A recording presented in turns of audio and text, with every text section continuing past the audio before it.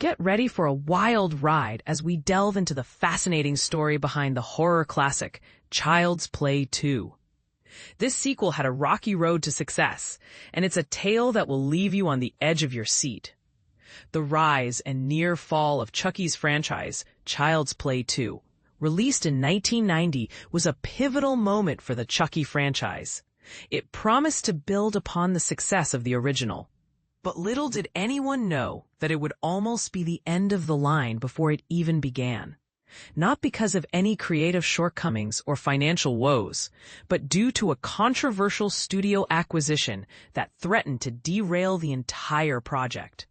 In the mid-1980s, United Artists saw the potential for a lucrative franchise in Don Mancini's original Child's Play script. With horror icons like Michael Myers and Jason Voorhees already established, it was time for a new villain to take center stage. When Child's Play became a box office hit, the studio quickly greenlit its sequel.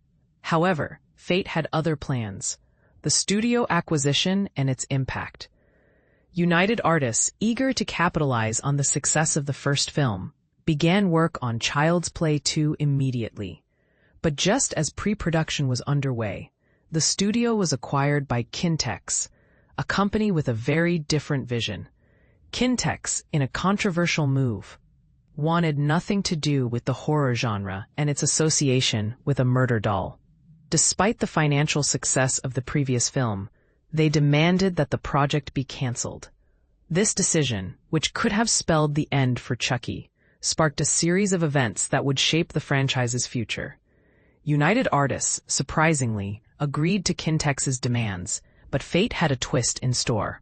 The acquisition deal fell through, and the morally superior Kintex executive, who tried to distance himself from horror, turned out to be a financial criminal with a $700 million debt. Irony at its finest. Resurrection and a new home. With the rights to the franchise back in his hands, producer David Kirshner had to find a new studio willing to take a chance on Chucky. A mini bidding war ensued, with many studios hesitant to touch the dark arts. But a call from none other than Steven Spielberg changed everything. Kirshner and Universal joined forces, and the rest, as they say, is history. Production and creative decisions. Child's Play 2 began production in Southern California in 1989, with a talented crew bringing Chucky's world to life. The film's unique visual style, reminiscent of Tim Burton's work, can be attributed to cinematographer Stefan Chapsky. From the creepy foster home to the Nickelodeon-inspired factory, Chapsky's touch is evident.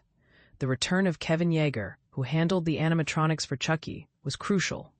His experience on Tales from the Crypt and the creation of the Crypt Keeper gave him new ideas and confidence. The decision to slow down Chucky's voice between films proved to be a stroke of genius, adding a unique and comedic twist to his insults. A step above in sound and marketing, the film's sound design and score, crafted by Graham Revell, elevated Child's Play 2 above many of its franchise counterparts.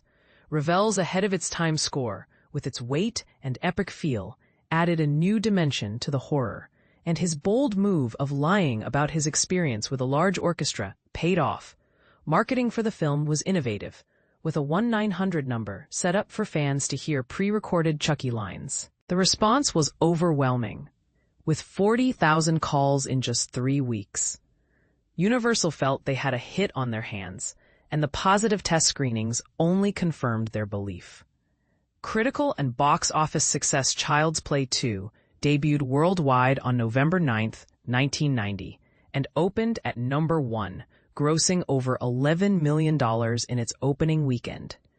While it ultimately made less than its predecessor, it still pulled in an impressive $35 million, equivalent to over $86 million today. Critical reception was mixed, with some arguing it wasn't as original as the first film, but over time, it has become a fan favorite. The legacy of Child's Play 2. Child's Play 2 is a testament to the resilience of the horror genre and the power of a good story. It survived a near-death experience and went on to spawn a franchise that, much like Chucky, seems unkillable. So, is Child's Play 2 the best sequel in the franchise? That's for you to decide. Leave your thoughts in the comments below, and let's continue the discussion.